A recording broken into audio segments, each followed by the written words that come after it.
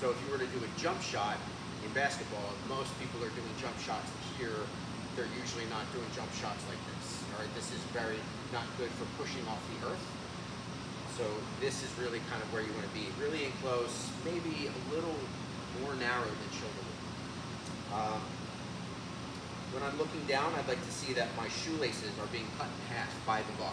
So I look down, I check shoelaces cut in half, and I put my feet slightly at 1 and 11 o'clock. So if this was a clock around me and 12 is right in the middle here, pointing at 1, pointing at 11, this is my stance for when I set up for the bar. The next step for me would be to hinge perfectly in half at the waist, grab the bar, and then go into the next step. So from here I would hinge in half, grab the bar just outside of my legs, and then I bring my shins to the bar.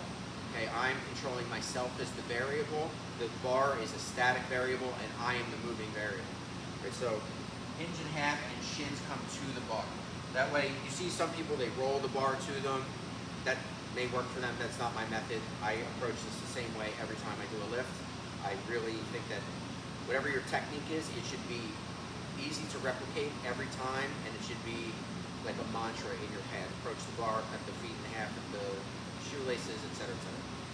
So once I bring the shins to the bar, this next portion is very, very crucial, the next few steps.